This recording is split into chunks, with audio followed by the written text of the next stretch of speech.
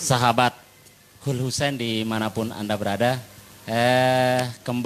kembali lagi di sore hari ini dengan ngotok-ngotok bersama secangkir kopi.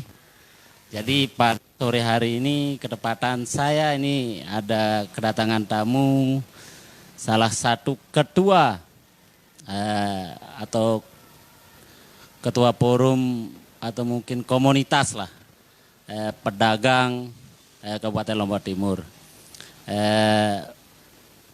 Boleh dikenalkan diri dulu sebelum mungkin kita Pak Ketua, ketuanya ini dulu?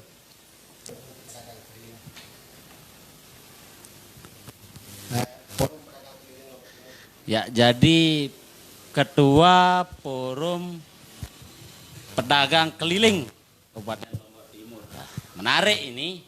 Jadi untuk kita diskusikan, jadi kondisi kita di masa pandemi ini tentunya menarik untuk kita diskusikan.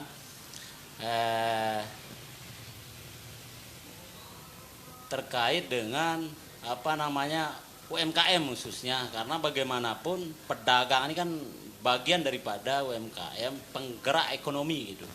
Nah, di masa pandemi ini apa ini yang Pak Ketua, mungkin lebih jauh apa ini yang di masa pandemi ini apa yang gitu. Ya, baik. Saya perlu perkenalkan diri dulu ya. Oh, bagus. Nama saya Sopian Hadi.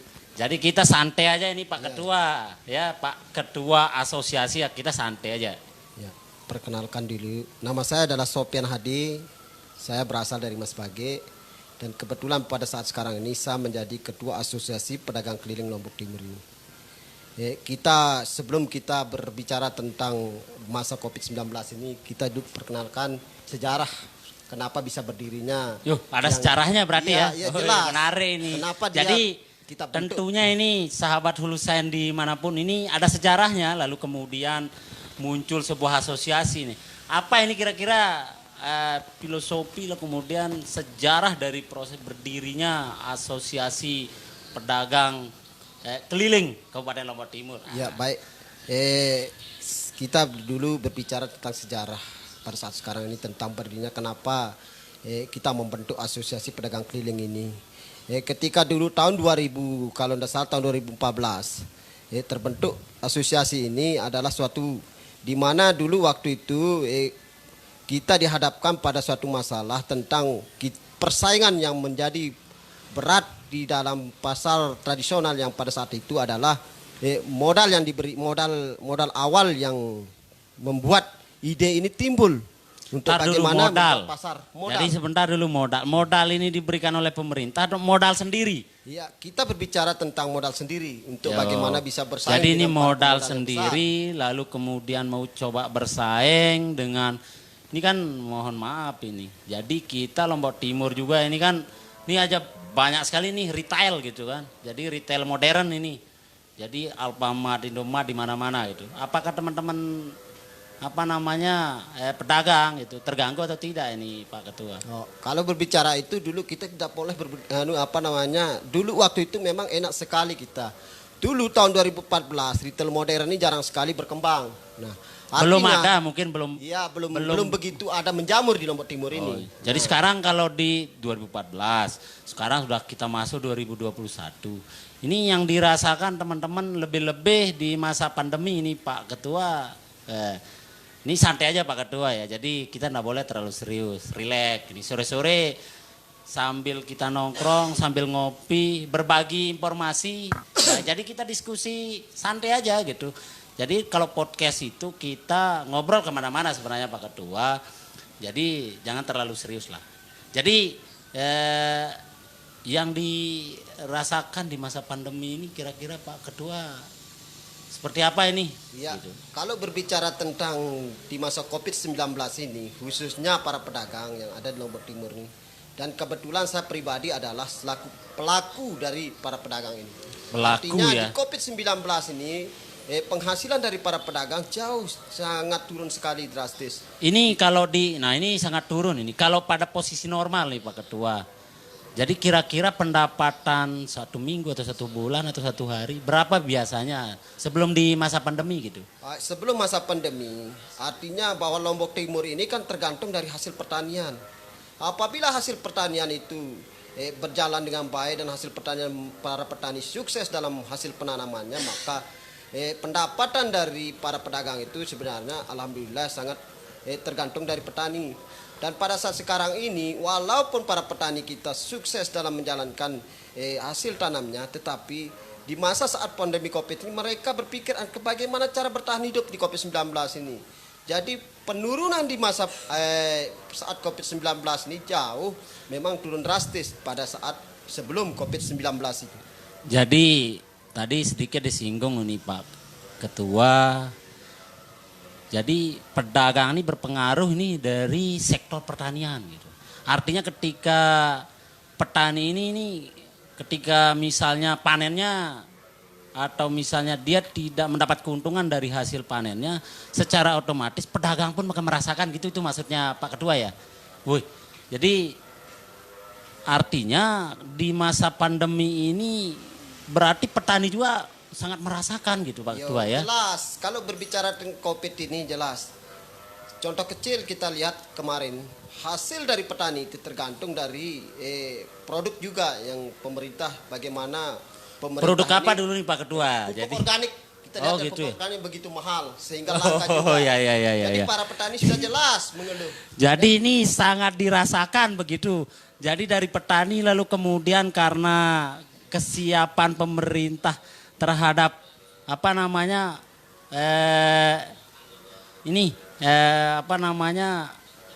pupuk gitu ya, karena di pupuk itu ada pemberian subsidi istilahnya gitu ya.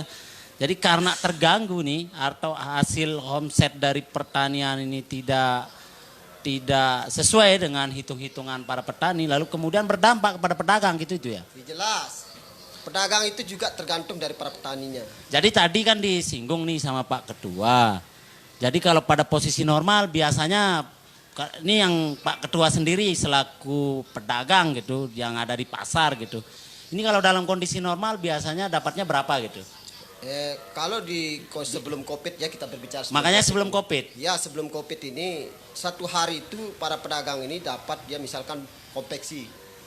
Baju itu paling tidak dia dapat 1 hari 400-300. Oh, 300-400 ya. 300, 400 di masa pandemi ini terus gimana? Di masa pandemi ini kita sudah mulai berdoa dari rumah supaya ada yang membeli barang kita. Mereka itu berdoa apakah kita dapat penglaris atau tidak. Nah, ini menarik ini. Kita dapat di pasar itu paling minim 50 sudah bahagia. Belum itu biaya transportasinya, biaya buruh, biaya makan, rokok dan sebagainya itu terhitung, maka kebanyakan pada saat sekarang para pedagang ini mengeluh dan rugi istilahnya dalam menjalankan tugas tiap hari. Jadi di situasi pandemi ini berarti pedagang pun bertahan gitu meskipun hanya misalnya yang pada posisi normal nih kita dapat 300 sampai 400 gitu kan. Lalu kemudian di masa pandemi ini yang sangat dirasakan bahkan hanya mungkin kurang juga dari 100 ya. Ada yang kurang dari 100 kira-kira kalau ini juga yang dirasakan sama Pak Ketua ini. Bahkan nol kita dapat para konveksi. Oh iya, banyak ini, juga yang mengeluh sebenarnya. Jadi di masa pandemi ini memang hampir kita semua merasakan begitu Pak Ketua. Dan beberapa sektor ekonomi pun sektor usaha gitu kan. Ini ada juga kita lihat gitu kan, ada yang bangkrut, tutup gitu kan, artinya menutup. Lebih-lebih ini tadi saya mohon maaf, Pak Ketua ini kita lihat, kita merasakan ini kan. Jadi di masa pandemi lalu kemudian yang retail modern gitu ya, yang biasa keren ini kan, retail modern gitu. Kalau kita sering melihat Alfamart, Indomart lah. Jadi di masyarakat ini kan merasakan nih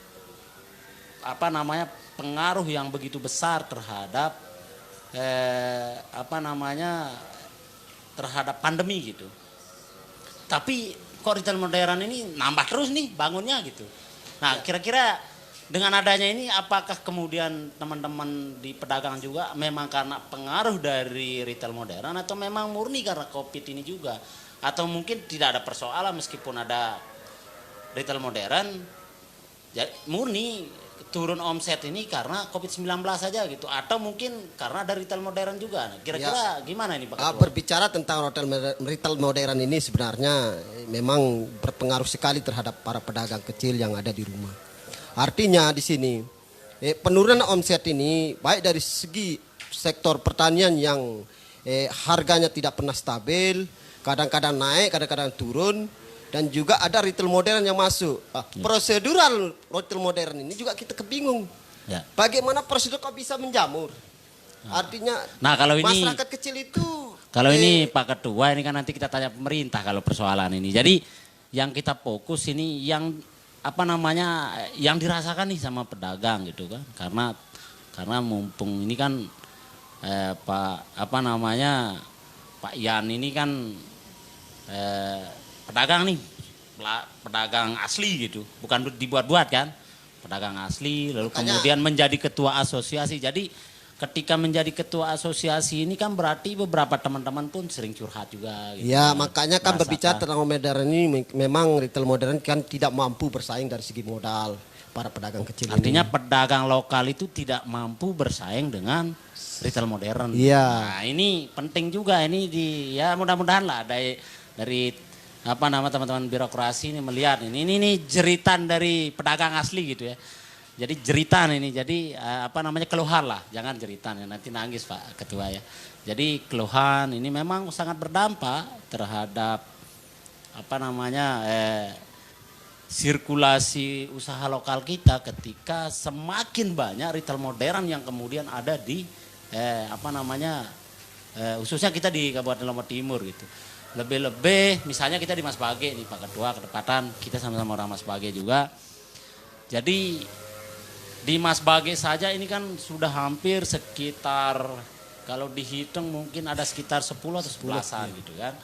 Nah ini kalau mungkin Pak Ketua pernah mungkin ya berdiskusi lah dengan beberapa di samping para pedagang toko-toko gitu atau warung-warung, apakah mereka terdampak nih akibat dari adanya retail modern? Makanya pernah tadi saya ucapkan, sudah saya ucapkan bahwa persaingan dari segi modal di Alfamart, Indomart ini, masyarakat ini dari segi modal jelas kalah. Dari segi memang agak mahal, tetapi lagi-lagi kita berbicara tentang bagaimana persiapan barang yang disiapkan oleh masyarakat kita. Dari dampak Alfamart ini memang cukup besar sekali dampaknya terhadap masyarakat. Nah artinya kelengkapan barang-barang yang disediakan, begitu juga yang terjadi di pasar. Orang sekarang lebih gengsi dia pergi ke Alfamart. Ini faktor gengsi berarti ya? Oh ya. Ya menarik juga sih. Jadi kita santai aja Pak Ketua, jadi jangan terlalu serius. Jadi sebelum kita lanjut mungkin kita ngopi dulu Pak Ketua. Jadi karena ini kita di lokasi saudara kita ini, jadi ini salah satu toko ya atau kios lah ya, jadi stokis ini ya, stokis NASA, jadi di Mas Bage Selatan ya. Jadi teman-teman yang ingin ingin menggunakan produknya NASA silahkan bisa langsung ke Mas Bage Selatan di belakang lapangan Mas Bage ya. Ya sambil kita santai-santai, mungkin kita ngopi dulu Pak Ketua ini supaya saya juga ngantuk sih sebenarnya karena tidak tidur siang tadi. Jadi kita ngopi dulu. Siap, tambah kalau begitu. Baik, jadi itu kita fokus dengan usaha ya. Jadi karena memang Mas Bage ini hampir 80% lah pedagang gitu. Jadi Mas Bage ini, jadi kalau kita berbicara Mas Bage kemudian dagang, ya mungkin di mana-mana. Jadi mau di Lombok Barat sampai di Sumbawa pun Mas Bage ada gitu, pedagang gitu ya. Nah jadi sangat merasakan seperti yang disampaikan oleh, jadi tapi khusus ini di asosiasi pedagang keliling ya. Jadi pedagang keliling maksudnya ini kan dari pasar ke pasar gitu ya. Jadi misalnya dari pasar Keruak, lalu kemudian nanti di pasar Aimal atau mungkin di pasar Pringgabaya atau mungkin di Lombok. Jadi nih Pak Ketua ini kan pasti keliling nih. Jadi yang sangat dirasakan agak sedikit sirkulasi perputaran ekonomi atau sirkulasi penjualannya agak turun itu di titik mana misalnya? Atau di pasar Keruak atau mungkin pasar kita yang ada di Mas Bagi nih jangan-jangan Ya, gitu. kalau berbicara tentang penurunan pendapatan khususnya tidak hanya di pasar keliling saja sebenarnya Pak Hul. Artinya di pasar-pasar tradisional pun menurun drastis. Saya juga masuk di beberapa pasar tradisional kayak Pogading, Peringge, Lombok, Sembelia, yang bagian. Kan ada juga pedagang nih kayak sore-sore gini nih Pak Ya, Ketua. makanya tadi Ada kita yang buka berbicara. nih dekat kantor desa. Kayak ada saya lihat misalnya kayak di Loyok nih. Di Loyok itu kayak, kalau nggak salah sih hari Selasa per Rebo gitu. Selasa kalau nggak salah. Jadi dia di seputar kantor desa aja dibuka lapak gitu. Ya makanya. Ini terpengaruh juga enggak dengan situasi pandemi ini gitu? Ya, kalau berbicara pandemi, kalau berbicara pengaruh jelas dia berpengaruh terhadap COVID-19 Karena ini. sektor apa namanya hasilnya Hasilnya juga turun drastis. Ya, Masyarakat ini. walaupun kita jemput dengan ide-ide yang kreatif membuka lapangan membuka pasar di setiap kampung dengan kampung yang besar, tetapi dari segi pembelanjaan dari masyarakat itu sama saja pada saat sekarang ini. Ya. Masyarakat itu bagaimana cara bertahan hidup di COVID-19 ini? Ya, jadi saat ini tetap berdagang pun untuk bisa bertahan gitu. Tapi kemarin kan beberapa bulan yang lalu nih Pak Ketua 2020 itu sempat itu di rumah saja, jualan dari rumah saja. Memang betul sih, jadi orang, nih Pak Ketua saya dengar juga ini istrinya luar biasa ini ya. Jadi dia muter ke pasar-pasar tapi istrinya adalah pasar. Ah ini bagaimana ini ceritanya Pak Ketua ini? Jadi Pak Ketua ini istrinya, jadi kan kalau suaminya tadi ini muter-muter dari pasar satu ke pasar yang lain. Tapi ini produknya yang datang ke istrinya, istri rumahnya Pak Ketua ini menjadi pasar. Gimana ceritanya itu Pak Ketua? Makanya berbicara tentang COVID-19 ini kita harus juga punya ide yang cerdas. Wah ini menarik ide ini. Jadi bagaimana sekarang kita yang menjadi pasar. Bukan kita yang menjemput pasar, tapi kita yang dijemput sama pasar. Wih, menarik. Artinya kita harus bekerja sama dengan orang-orang yang berjualan di pasar itu. Tinggal kita bagaimana sekarang kita memanfaatkan COVID-19 ini. Ya. Sederhana saja sebenarnya, kita hanya kita memanfaatkan media online pada sekarang ini. Tapi nih, tadi kan memanfaatkan dengan menggunakan apa namanya media gitu, media online gitu kan. Nah sekarang ini kan ini selalu orang berbicara tentang digital gitu kan. Jadi di era kalau bahasanya saudara kita lawyer muda kan Ahmad Joni itu apa namanya plus gitu ya. Jadi 06 gitu kan. Jadi sudah kita berbicara tentang apa namanya ini berdagang itu menggunakan dunia apa namanya online gitu kan. Jadi yang dilakukan mungkin ada sedikit gambaran dari Pak Ketua meskipun pelakunya adalah istrinya Pak Ketua gitu kan. Jadi dari yang dilakukan ini apakah secara omset bagaimana ini? Apakah besar gitu? Tidak terpengaruh dengan apa namanya COVID ini. Makanya kan pada saat kita harus pintar-pintar menggunakan mengeluarkan ide gagasan. Berbicara tentang konsep, khususnya yang pedagang online untuk memanfaatkan bahwa kita sebagai pasar, artinya sudah jelas. Ya bagaimana kita orang ini memesan barang terhadap kita. Kita pasarkan lewat online lalu orang ini bisa memesan barang. Apapun yang dipesan tetapi kita kerjasama dulu sama orang pedagang yang di pasar. Ini tanpa modal, cuma modal kepercayaan. Ya. Jadi ini modal kepercayaan saja Pak Ketua. Iya. Yang intinya kita jujur. Intinya di sini meskipun di masa pandemi ada sedikit inspirasi terhadap kita semua. Jadi tidak kemudian kita pada posisi penjualan atau dagang itu pada posisi apa namanya menggunakan media offline saja. Tapi sekarang ini sudah kita di apa namanya di bawah gitu di media online gitu. Baik, jadi di sini sebelum kita nah ini ada saudara kita ini ya bangga dengan diskusi ekonomi ya. Terima kasih senior saya Hamzah. Abuya ya yang ada di Selong sana ya. Sehat selalu Bang. Nah, ini ada Mbak Ati ikut berdagang keliling ya. Ayo gitu ya. Iya. Jadi, ayo nih Mbak Ati ya sehat selalu. Ya, tinggal dagang saja Tinggal gitu. dagang keliling saja. ya. Baik. Jadi ini Bang Samsul Huda ya. Keren ini apa namanya? Guru dan apa namanya? Ya senior saya juga itu Pak Samsul Huda. Beliau adalah Samsul pelatih Huda juga. ya. Pelatih ya? Iya, pelatih. Siap mengawal pedagang, menarik iya, ini. iya. Artinya Terima kasih. mungkin, jadi ini kan penting memang kita harus melakukan pengawalan gitu kan. Ketika misalnya hak-hak pedagang lokal itu kemudian ketika terzolimi gitu Pak Ketua ya. Jadi mungkin hadirnya juga asosiasi pedagang ini ya bagian daripada itu Pak Ketua ya. Oh iya ya. Tadi kan kita berbicara tentang hak-hak kita ya sebagai pedagang ini. Dulunya terbentuknya asosiasi ini juga tidak terlepas dari itu. Artinya dulu setelah timbul ide gagasan untuk perjualan keliling membuat pasar-pasar yang bisa disebut ya pasar ilegal. Mohon maaf secara kasar kita sebut Pasar ilegal. Ya. Apa itu artinya kalau kan, pasar? Nah ini ada pasar ilegal juga ini. Yang mana ini pasar ilegal? Ya jelas dulu kan dikatakan pasar ilegal sebelum mau digusur lah pemerintah. Mohon maaf dulu. Gitu ya. Dulu Jangan-jangan ini kenapa kemudian dia ilegal karena tidak menambah PAD ini jangan-jangan. Nah, ini gimana ini Pak Ketua Asosiasi? Makanya kan Pak? setelah itu makanya kita dulu berdiskusi berdialog dengan pemerintah Oh gitu supaya ya. Oh, keren ini. supaya pedagang ini kita bisa berkontribusi dengan pemerintah untuk meningkatkan PAD untuk pemerintah. Wih, baik. Sempat dulu kita diskusi sama kabitnya dulu kalau tidak salah di tahun 2014 dulu waktu zamannya Pak Ali kalau tidak salah itu. Oh Kita gitu pernah ya. diskusi.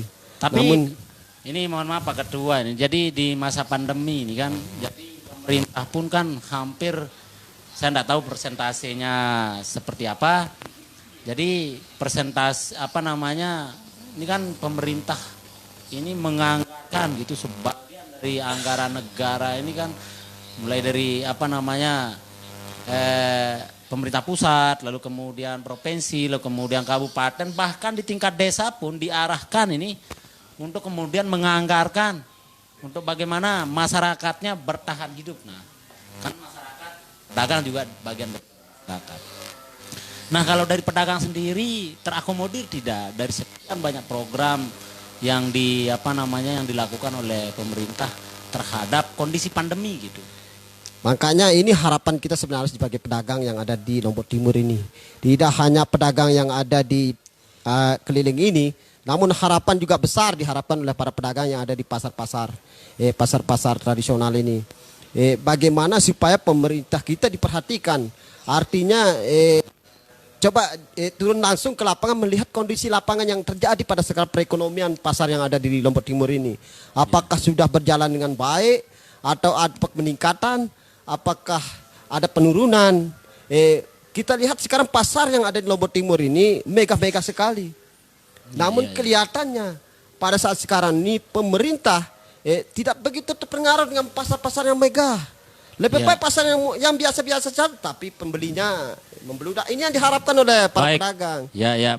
Jadi ini ada di chat kita ini ada juga memberikan masukan atau mungkin diskusi lah, memberikan masukan ke kita atau mungkin semacam pertanyaan. Jadi ini bagaimana coba angkat masalah harga sewa ruko katanya di komplek Pasar Lama nih. Berarti Pasar Lama, bentar dulu Pak Ketua, jangan terburu-buru, santai aja gitu loh. Ya, ini menarik nih. Memang ini menarik sekali pertanyaan yang saya tunggu-tunggu dari tadi nih. Selesai karena ini menarik karena saya rasa bertahun-tahun nih investasi uang negara jadi tersedot banyak yang mungkin tersedot banyak yang mungkin salah satu penyebab karena mahalnya harga sewa. Maksudnya begini Pak Ketua. Iya. Jadi ini kan yang di Mas Bage ini. Ya yang Pasar Lama lah. Yang pasar lama di Mas Bage. Oh ya. Jadi Pasar Lama ini kan kita Mas Bage ini kan ada 4 pasar jadinya ya. 4 pasar. Pasar mana-mana? Pomoto, Pasar Lendang Nangka, Pasar Mas Bage baru, Pasar Lama. Tetapi ini berbicara ruko yang ada di Pasar Lama ya. Jadi Nah, yang ingin diangkat ini terkait dengan karena ini kan lumayan besar investasi pemerintah nih. Kok artinya dibangun begitu bagus, mengeluarkan uang yang begitu banyak, tapi tiba-tiba kok tidak ada yang menyewa gitu. Apakah persoalan karena terlalu tinggi nilai sewa atau seperti apa? Ya mungkin saja memang karena terlalu tinggi kayaknya Pak Ketua. Sehingga nih tidak sesuai nih kalau saya nyewa di situ lah kemudian sirkulasi perputaran ekonomi penjualan di situ dia tidak sesuai dengan penyewaan kan sia-sia juga Pak Ketua. Nah perlu ini kita sampaikan juga ini ke pemerintah. Baik, ini sebenarnya pertanyaan yang saya tunggu-tunggu dan menarik sekali kita jawab pada sore hari ini. Kebetulan juga kita mungkin mudah-mudahan pemerintah juga mendengar jeritan dari saudara dan bapak-bapak yang ada di khususnya di Mas Bage. Jadi yang bertanya terkait ini Eriko Muhammad namanya. Iya, Eriko Muhammad. Ya. Sekali ini Eriko Muhammad. Nah, artinya kenapa ruko yang ada di Mas Bage ini kok sewanya sangat mahal sekali. Sementara bukan kok sewanya mahal sekali. Jangan-jangan dia kan bertanya nih. Orang nih sedikit yang berjualan di situ apakah tapi mahal dia. Tapi mahal sewanya. Ada dua pasar atau masalahnya penyewaan karena makanya mahal. Sebentar kita dulu berbicara tentang ruko yang ada di PTC ya. PTC itu jauh lebih murah loh. Sama yang di Mas Bage. Kalau PTC berapa itu? Oh, itu 700 Pak satu bulan. 700. Kalau di Mas Bage? Saya dengar 700 tetapi di sini kok kemarin aja sudah keluar ada surat rekomendasi untuk mau dinaikkan lebih saja 1 juta. Sementara yang beli siapa? Ya. Apa keramaian kita lihat di sana apa? Ide gagasan yang dijual yang didatangkan oleh masyarakat untuk dibeli di sana apa? Cocoknya apa? Artinya ini daripada nongkrong itu, ya kita berikan masukan aja ini ke pemerintah misalnya kan.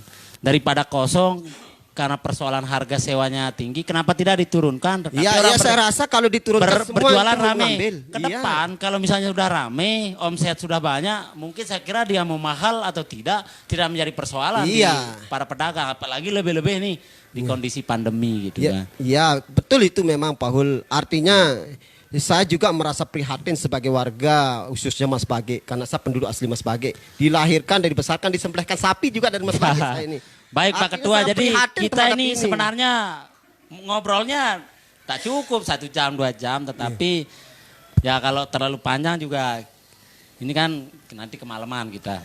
Jadi mungkin terakhir ini harapan, artinya harapan kepada pedagang, lalu kemudian harapan kepada pemerintah.